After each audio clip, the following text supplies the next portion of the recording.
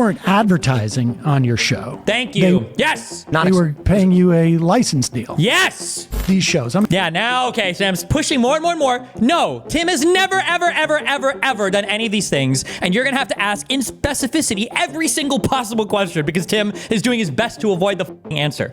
Offers were made. You're not supposed to tell who you're licensing to? Thank you. Yes, thank you, Sam. Yes, I did. I said it like 5 times now. Now he's gonna go back. I don't know why you're getting so upset.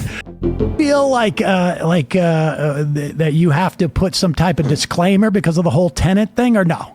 No. I never received money from Russia. We never were given any money to create anything. Tenet Media and it was all laundered through Tenet Media. I mean, obviously you didn't get you weren't getting paid in rubles. So I can try and I'll keep it real simple. You have sponsors on your show. Did you ever ask who their investors are? Did you? The sponsors? Yeah, like a company comes to you and says, "We want to, have you shout us out or something." Do you? Two huge differences.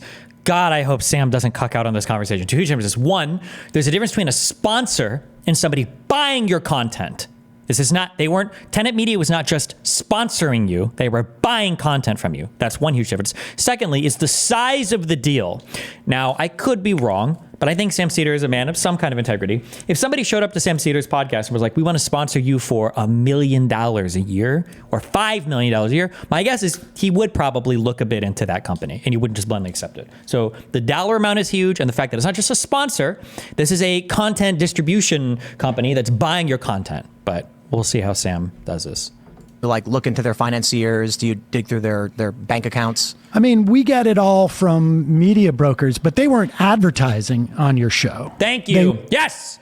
They were paying you a license deal. Yes. Why does Sam have such horrible people on his show?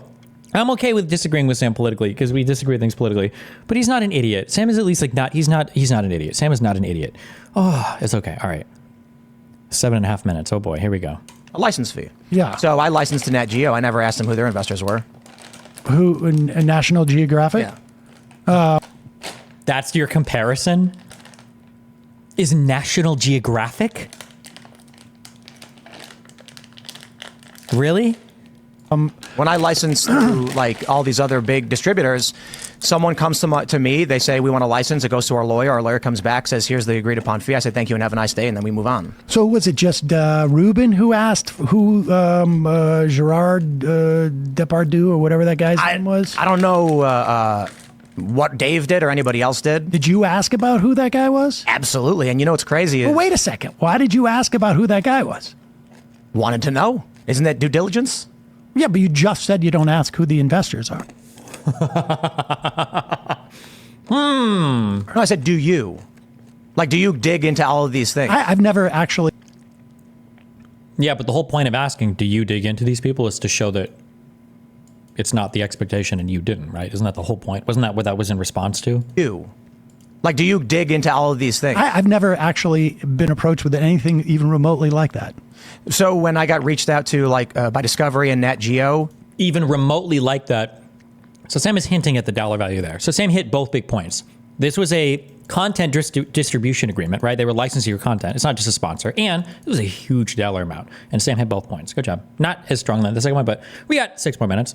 I said, I'm familiar with what this is. Yeah, no. If I mean, I licensed my show to Peacock, and you know what they are. Well, yeah. I mean, National Geographic is a well-known thing. But if somebody comes in and says, like, we're going to give you that kind of money for your programming, what's the difference between a license and a sponsor? When somebody sponsors your content, they're basically coming with this saying, like, hey, can you place an ad? Or can you use your content to make people kind of like buy my stuff? I want you to endorse a product or show an advertisement to get people to buy stuff from me. Licensing content is saying, hey, I would like to buy the rights to distribute your content on my network. I want to buy the rights to your show so that I can distribute it to increase the, whatever of my network. There's a lot of things you can do that, but it's buying the rights to content. Thoughts on whether the compensation was close to market rate? For Tim Pool, his compensation was way, way, way, way, way above market rate, not even remotely close to what somebody like him, like at least an order of magnitude greater. It was way bigger than what he should have expected to have gotten, which is, in my opinion, the largest argument for why he should have known, or he did know, that it was from dubious sources. I'd be like, how much money do you make on Majority Report? fuck is that? How much money do you make on Majority Report? How much do I make from on our revenue from the whole show? All of it, 100%. I mean, it's six Six figures revenue. Yeah, per month. yeah. For Sam individually or for the entirety of the Majority Report? Six figures Six a month figures revenue. Yeah, per month. yeah. So why were you? Six figures. Yeah. So you're over 100K per month on Majority Report. I think. Well, I mean, some months. I mean, certainly the past couple of months have been really good. Some months are a little bit less. I think you do a majority. I don't know about your other channels, but you do about 20 million per month in views. Other channels? Like, I don't know if you have other shows. I'm saying no. Majority Report does about 20 million. That's it. And with 20 million views per month, you do over six figures. We had 20 million views for 2 months this year. If you do 20 million views per month, I think is your YouTube metric. Well, I mean, it's a little bit less now, but okay. Oh yeah. If a company came to you and wanted to license the show, which would I can tell you, Peacock licensed a Majority Report we were on Peacock for a year. you want to say what they gave you? I would need to know the details of that. If Peacock is asking, was it exclusive or was it non-exclusive? Because that's a big difference. Like if they're exclusively licensing their show for a year, it must have been, my guess would be a 7-figure deal. But if it was a non-exclusive, it might have been like, I don't know, 200, 300K maybe for the whole year. It depends. Like for non-exclusive, but I would need to know I would need to know more details. Like, are you making content? Well, yeah. Is it exclusive or non-exclusive? And then, like, what kind of rights are they buying to your content? Like, is it allowing them to post it into perpetuity? Are you allowed to retract all of your content after a year? Or it was non-exclusive for the first hour of their show, and then it was exclusive afterwards? I will tell you this. From what I read, you made more in a month than we made in a year. Yeah, that. Assuming it was non-exclusive, that sounds... Or I'm sorry. Yeah, assuming there were big parts that are not exclusive, that sounds right. But I would have to see the exact deal. But it's not. But whatever Tim Pool, if he's trying to draw a comparison, I don't know why Tim would even try to do this. Tim was being paid massively more than market rate. He's not. Him trying to do this weird code. Oh, that's what somebody my size could expect. Is absolutely not true. He's so lying, and he's just relying on the fact that nobody knows what podcasts sell for or what YouTube videos sell for or whatever. He's way above market rates. Year. You want to say what they gave you? I will tell you this. From what I read, you made more in a month than we made in a year. Maybe that's just bad business on your part, I guess. He's a f***ing retard. You're just so stupid. Sam, please fight him on this. Maybe.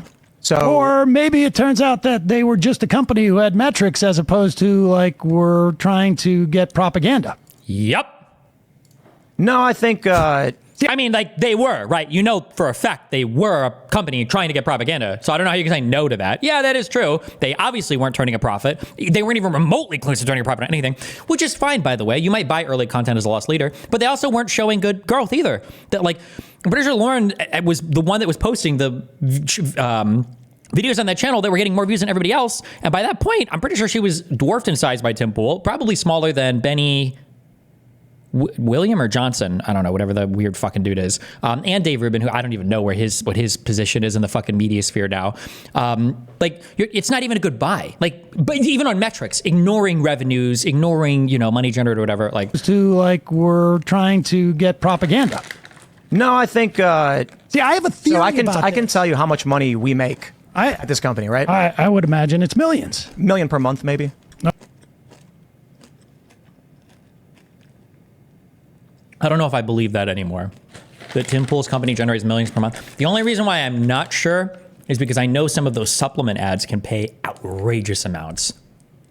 But absent the Russian money, I don't know if I believe that he's making that Tim Cast IRL is making 7 figures a month. But I would have to see other sponsors. Okay. So when a company comes to me and says, we want to have you, who makes, as a company, $1 million a month, a show in which we will have a non-exclusive distribution, but takes the branding, then we're going to say, in 1 or 2 years, how much do we make on this show per month? Well, it's in excess of 400,000. This was a new show. This was this show, right? Well, so there's a few caveats. This channel is my first channel. It's got 1.35 million subscribers. It used to be my biggest channel where I would routinely get 500,000 to 1 million per video, or maybe like 600,000 per video on certain shows. And then we're talking about doing a show like this where you'll get, you have 1 million, 1,000,005 subscribers. I've got 1 million plus subscribers, or with the other channels, it's big names coming, doing these debates tends to attract a lot of sponsorship. So You had any? Big names coming to do these debates attracts a lot of sponsorship. I don't believe that's true at all. The politics world is fucking AIDS cancer when it comes to politics. Or I'm sorry, the politics world is AIDS cancer when it comes to sponsorships or advertising. Which is why my guess is, and somebody can correct me if I'm wrong, or if you have links to Tim's show, I'd be interested in seeing it. Does Tim even carry any like A-list, like mainstream sponsors? Or is it all like Black Rifle Coffee and, buy gold and invest in it? Like, are there even big name sponsors that are on any of Tim Pool's shows? Like, does he have like a Coca-Cola sponsor or a Samsung sponsor or anything like that? Or is it like all like VPNs and gold? And I've never seen a big name sponsor like that on his show, but I could be wrong. Debates tends to attract a lot of sponsorship. So You had any other deals like this? Good question. Fuck, I hate that Sam is so ideologically captured. He's a smart guy. These are good questions. And he's not stupid. I'm sorry. I put so much stock into somebody just not being fucking stupid. Okay? And to just don't be a fucking idiot. You know what? yes. Oh, you have had. No, you haven't. That's a fucking lie. That's a fucking lie. Please push him on specifics. He won't give any. You'll get, you have 1 million, 1,000,005 subscribers. I've got 1 million plus subscribers, or with the other channels, it's subscribers. It used to be my biggest channel where I would routinely get 500,000 to 1 million per video, or maybe like 600,000 per video on certain shows. And then we're talking about doing a show like this where you'll get, you have 1 million, 1,000,005 subscribers. I've got 1 million plus subscribers, or with the other channels, it's big names coming, doing these debates tends to attract a lot of sponsorship. So You had any other deal? What does that even mean? Like, and again, hold on. To be honest, you can take things I say with a little bit of a grain of salt. Now, the thing is I don't do a lot of work with sponsors. I tend to know some industry rates, and I've done work with sponsors in the past, and I've seen larger deals in the past. But the thing is, I won't blatantly lie to you like Tim Pool will. So there might be things that are outside of like my intimate knowledge, but like even citing like, oh, here's the subscribers that my channel has. I've never had a convo with a sponsor. It's like, how many subs do you have? It's always how many views do you get per video, right? And then like, where in the video can I stick the ad? How many views can I expect to get in a video with an ad? Like stuff like these are like, I've never heard somebody say like, oh, I've got 4 million subs. No one cares. They want to know your monthly video views, or they want to know the views on the videos that their ads are going to be stuck on. That's what they want to know. Like how many people are going to see the ad read. But I don't know. So You had any other deals like this? yes. No. Oh, you have had No. other deals like this. So Because I seem to remember you saying to Emma that you had not, that it was just all from members, or you didn't have any. Like, Oh, and he's remembering. Yes, catch him in these traps. True. He did say that. He's like, oh, we don't take sponsors money. It's all members to keep this show afloat. True. And now Tim is going to make up some bullshit about how I turned all those down, even though I had the offers. I turned them down. back. sponsors. There's no backers, right? It's Tenet, a license deal is not a sponsorship. Like, I mean, I have sponsors. sales. What do Like, you I mean? have. Oh, he's so stupid. I don't even like this media outlet. I shouldn't even be giving Sam Seder credit. I shouldn't even be giving Sam credit, because the only thing Sam Seder is doing here is he's just being not a idiot who has some experience in the industry. The fact that Tim is trying to say that a licensing deal and a sponsor is the same thing, that's what he just said there, but Sam is kind of like, it's not the same. It's obviously and clearly not the same thing. We're talking about materially two completely different types of deals. A license deal is not a sponsorship. Like, I mean, I have sponsors. sales. What do Like, you I mean? have. Well, it's different. no because one has come to when- this company. Well, let's clarify. Hello, Let's- Tushy. He's going to say, no one's come to this country and told us what kind of content to make. He comes and Here's- says, we want to sell bidets. Here's the I do difference. an ad, but I don't have a license. No one has come to my companies And told me plural, what kind of content and to said, make. I will give you X in exchange for X. For this, yeah, that's what, yeah. in terms of the production of content or a stake in the Doesn't matter. People might come to you and support stuff that you're already saying, which is common for sponsors, obviously, or they might see you giving very convenient lies, give you money for it, and now that compromises your ability to change your position in the future, right? Let's say that Israel came to me and they're like, we really like your position on Israel-Palestine. We're gonna give you $5 million a month for it. Oh, cool. I'm not changing anything, guys. But let's say tomorrow it comes out that Netanyahu himself was, driving a tank through Khan Yunis, just running over Palestinians, and now you're looking at my content. I'm like, well, I'm not actually gonna, I don't think, what do you want me to say? Running over people in tanks is bad, guys. What am I supposed to say about it, right? Well, there are gonna be people looking at me and they're like, well, hold on. Do you have that opinion now just because Israel is giving you like $5 million a month? Or like, would you have had that opinion anyways? Like, I'm not sure, right? This is the issue with taking massive amounts of like money like this, the company. We have no investors. We have no backing. We have sales. Have you had other license deals like that? I'm not talking about a sponsor. Yeah. Tenet Media was not a sponsor. It was a non-exclusive distribution license. Correct. Which is not a sponsor.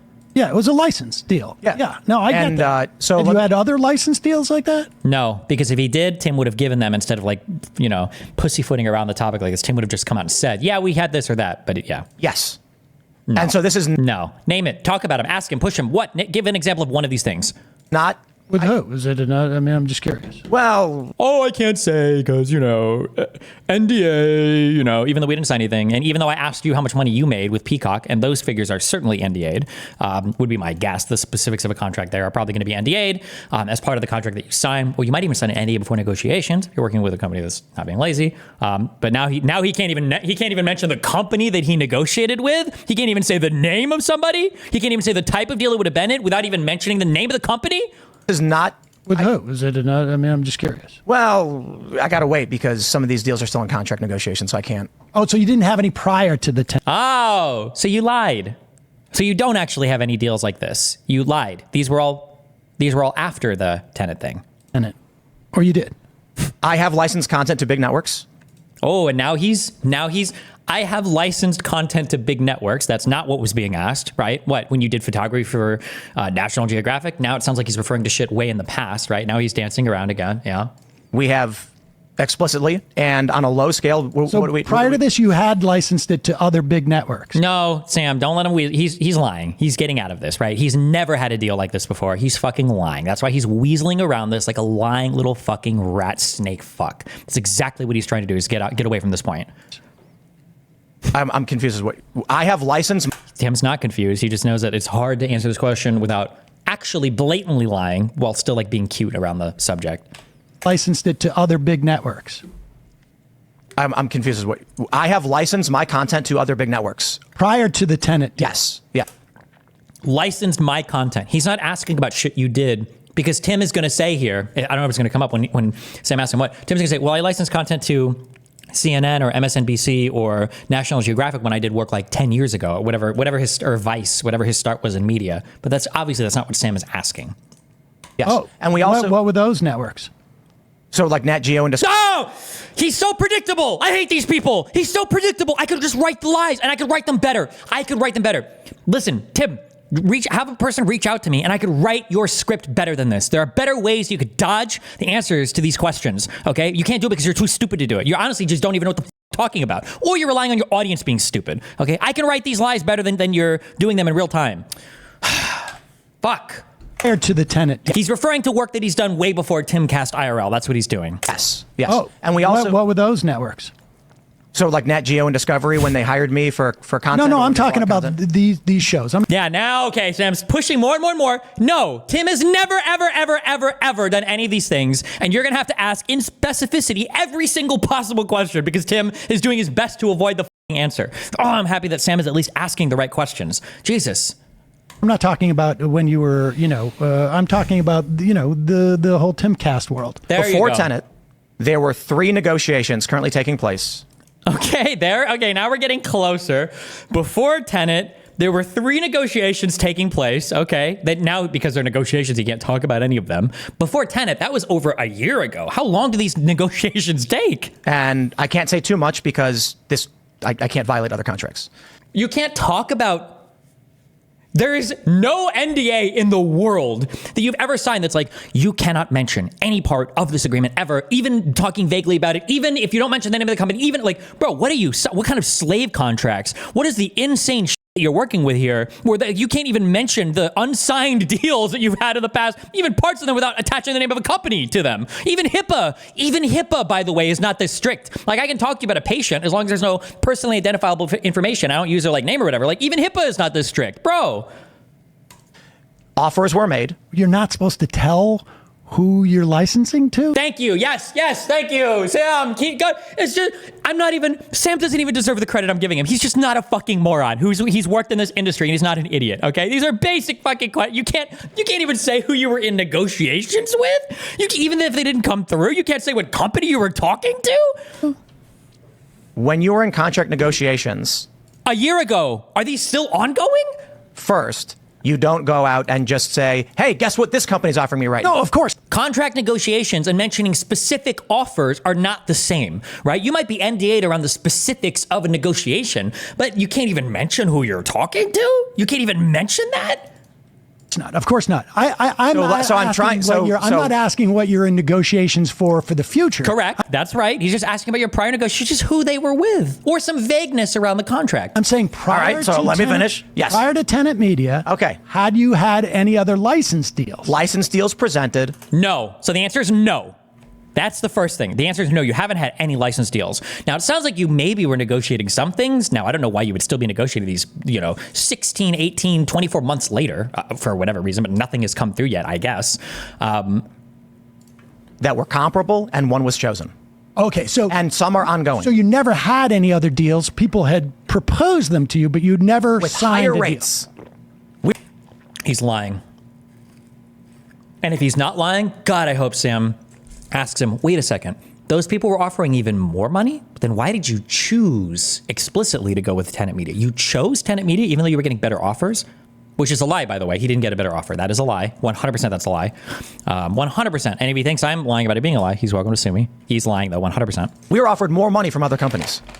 Or if they were offered more money, which I'm trying to think if his show would ever get more than $5 million. If they were offered more money, it wasn't for a comparable deal. It was for exclusively licensed content, and a lot of it, not just one hour bullshit podcast a week that they had a non-exclusive. It would be like, you need to produce a show just for us on our network that we have full rights to, that you have to do a certain number of days a month or a week or whatever.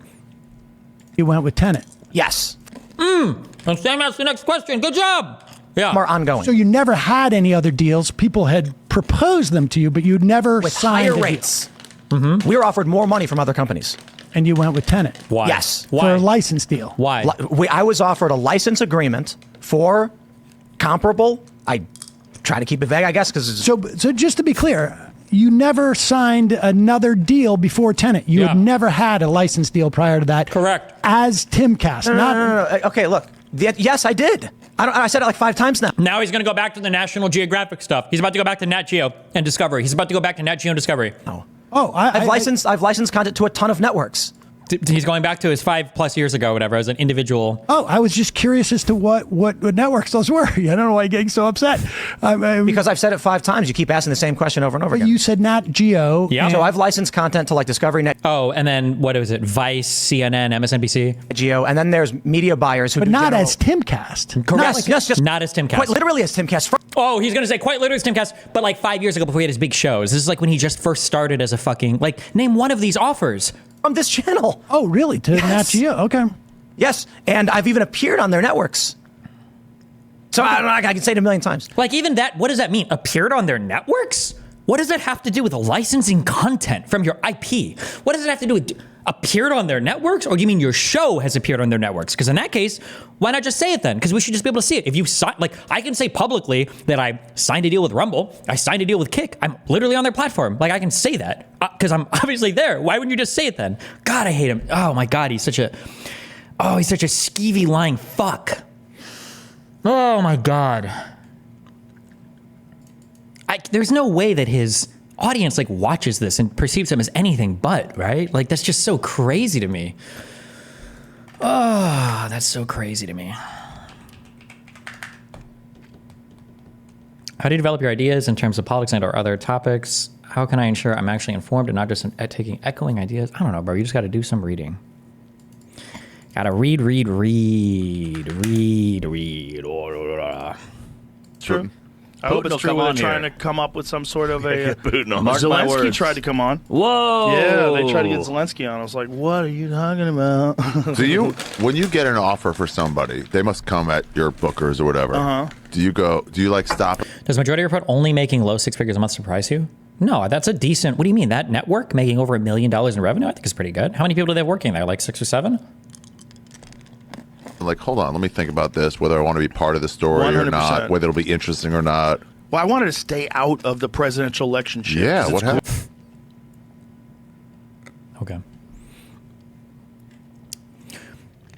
Gary Kasparov, famous StarCraft player.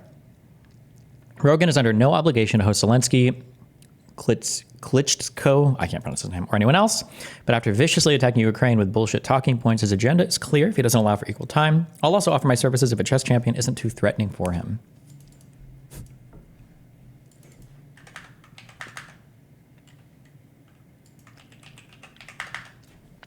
How do you avoid sounding arrogant or closed-minded when arguing a topic you're more read up on, e.g. pro-Trump family at Thanksgiving dinner, hurling conspiracy theories you've all heard before? I don't know. It depends on the... I mean, like, obviously you can't scream at people and over, factually this is true or blah, blah, blah. I don't know. Usually you just have to be empathetic, understand their point of view, try to, ask questions, be gentle. But, that's such a vague question. Or your question's not vague, but, you have to understand, when you ask me, how do you debate without sounding mean? It would be like asking a doctor, how do you treat a patient without killing them with side effects, right? It depends on so many, that's such a broad question. It depends on so many different things, Oh, I've seen this cringy fucking shit that some of these guys, I think it's mainly him, but some of these, not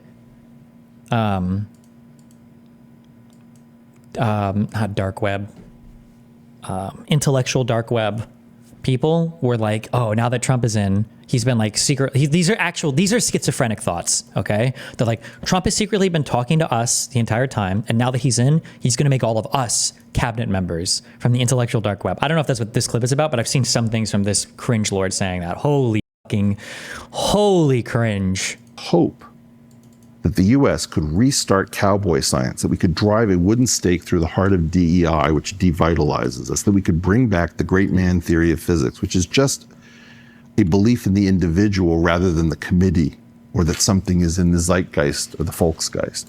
I could be wrong because I don't do a lot of individual science, obviously, actual scientific research, not even reading papers, but publishing papers. But the way that I've always heard this expressed is that today, the problems with science, or not the problems with science, but if you want to make big breakthroughs, you're part of massive teams of people working on things because you have to be so specialized in the research, working in such grand laboratories, or with the Large Hadron Collider, and you're working off of these theories that have had so many people all around the world working on them, that the idea that you're having one guy come in and he's actually relativity, whoa, and blowing everybody's mind, it's just generally not. That just isn't the way that scientific progress happens now. Not because we don't value great men or great individual scientists. It's just really hard for one person to come through with that breakthrough. That's why so many of the big papers that are published will have tons of researchers and everything accredited.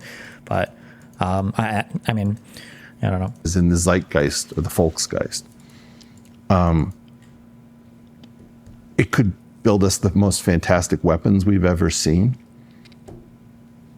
But it's now time to risk it all. The thing that I'm really excited about is the end of the stagnation in theoretical physics. And in particular, I have an entrant in that, which is called geometric unity, which has been completely misunderstood because nobody has actually really gone into it.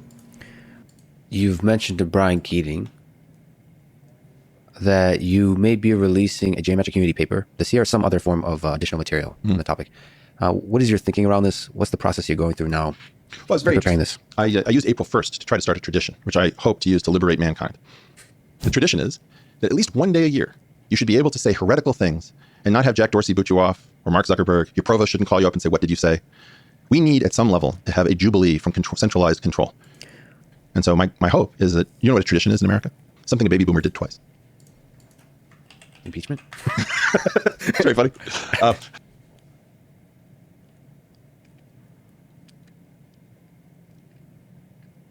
Oh. Okay, my bad. So he didn't actually publish a paper. He posted it as a YouTube video instead. And then made a website. Okay. Gotcha. Okay. And taken it seriously. And it's going to be hysterically funny if for 40 years I've been trying to have the conversation with a community that refuses to have the conversation openly and honestly. There's like all this backstabbing and skullduggery and interference competition, all that is for the same time that string theory has taken up all the oxygen. Geometric unity has been available. And if I'm correct, is string theory something that's even like ultra commonly discussed or theorized or written about? Like, is there a lot of oxygen being given to string theory these days? I don't actually know. I don't know what we could look at. I don't even know what journal publishes the most about like theoretical physics and whatnot, but there's so much great work to be done, and there's so much hope, and there's so much possibility, because if we can start believing that the stars are a vacation destination, that we can homestead in the cosmos, it's going to be that moment with Ferdinand and Isabella on a scale that we've never seen.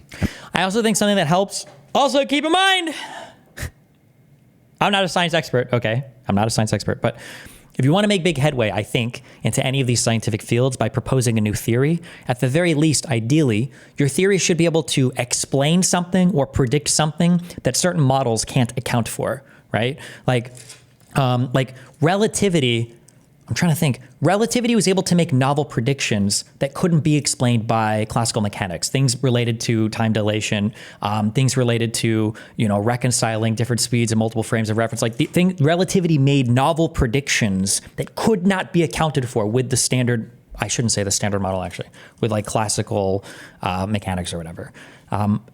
Is there some problem? Is there some novel prediction that Weinstein's theory makes that can't be accounted for with QFT, or that can't be explained, or some problem that it helps to solve? Like, and I think it's hard to talk about because there are very few unprecedented things. If you think about the hydrogen bomb in '52, nobody had ever seen a thermonuclear explosion on planet Earth. That's the kind of thing that only happens in the sun. This is one of the only things that's never happened before. Okay. It's supposed to be a theory of everything. Yeah, but I think I'm trying to think if I want to butcher my way through giving a misunderstanding of anything. I don't think there's a good way in right now with quantum mechanics to understand how gravity works. For some reason, I don't know why. I can't break it down in detail, but there's not a good way to account for it. Although I think there's hacky add-ons to do it, but there's just not a good way to account for, I guess, how gravity works or what exactly it is. And that's like the unifying theory. But the idea that this guy who has he ever published a paper in anything his entire life has stumbled upon the answer that thousands or tens of thousands of other physicists, thinkers, engineers, whatever, all these other people that are working in the field and working with these things, I don't know. Maybe, who knows? 124 in this video. I see this Professor Dave video. I don't know. I don't have time to watch this hour, 20, whatever minute video, but... Real audience, random people on the internet. His pseudo paper is not intended for an academic audience at all. Why would he expect to be taken seriously? Wait, read the first line in his paper. The author is not a physicist and is no longer an active academician, but is an entertainer and host of the Portal podcast. This work of entertainment is a draft of work in progress, which is the property of the author and thus may not be built upon or renamed or profited from without express permission of the author. Okay. By the scientific community when he is specifically telling everyone that he shouldn't be taken seriously. Indeed, nobody in the physics community cared at all or acknowledged him in the slightest, which Eric then pretended to be enraged about, like a little play for his fans.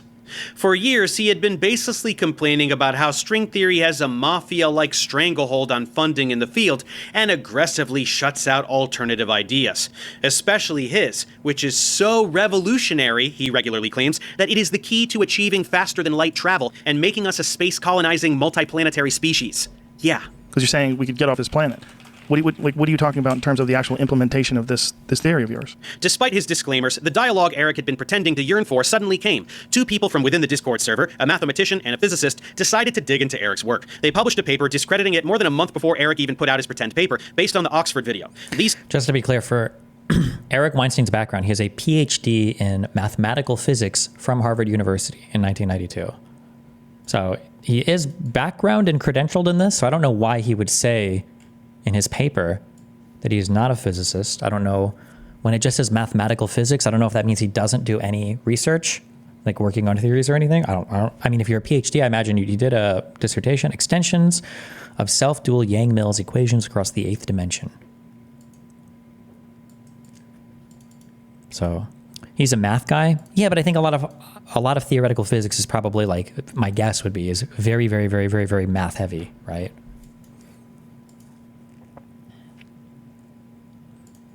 These two were Timothy Nguyen and someone going by the pseudonym Theop Polia. I promise you. Oh wait, Dustin, he's really smart. Yeah, I'm sure. He might be in his area, although this even should be his area. I guess the thing that confuses me is that, like, even this James Lindsay guy, or is it Lindsay James? Isn't he a PhD math person as well? Am I making that up? What did he do his PhD in? Oh, a PhD in mathematics. This guy's a PhD in math, so I would assume at least he has numbers and shit well. But when I debated this guy on stage, like, he didn't even know basic finance, and he wants to talk about, like, insane shit relating to, it wasn't DEI back then that everybody freaked out about. It was ESG. That was his obsession. But, like, I don't understand how you could know so much here and then, like, try to make these like really basic arguments about finance, but not even understand, like, basic finance. I don't know, man. That's just, I don't understand. I don't understand these people. I don't know, man. Eric didn't like this one bit, as it ruined his whole facade, so he began to attack anyone who acknowledged this paper, accusing them of backstabbing him, and then eliminated his critics altogether by cutting the Discord in half, banning many members, and maintaining correspondence only with his remaining acolytes, thereby enacting the precise brand of suppression he falsely accuses academia of doing. You can see just how volatile Eric would get when pressed about this paper by listening to this conversation on Clubhouse. Somebody is asking when Eric will address the criticism head-on, and this is how he decided to handle it. When we'll hear, like, a debate with you and Theo and Timothy about... Sorry, who's Theo? Timothy and Theo, they put out the retort to... Sorry, who's Theo? Theop Polia and Timothy... I'm not aware of Theop Polia. We don't know who he is. Yeah, we have who's to know Theop Polia? Do you know who Timothy Nguyen is? Let's talk about Theop Polia. Who's Theop Polia? He's the co-author from the paper. Who is he? Yeah, who is he? I don't know. That wasn't the question, though, no, right? That is the question. No, the question was... No, that is the question. No, you're not understanding. You're not understanding me. I've never heard in the history of physics anybody expecting to be taken seriously as an anonymous critic. As you can see... Wait, why would that matter? Wouldn't it just be about the information and the facts and the knowledge, bro? Because if you just want to appeal to the mainstream, if it can't be an anonymous author, then, I mean, bro, what do you, like, where's your paper published? You're literally self-hosting a theory of everything paper. You can't even publish it in a shitty journal? Like, I'm sure he's famous enough to get a shitty journal to publish it. No, like, what's the point? I don't know.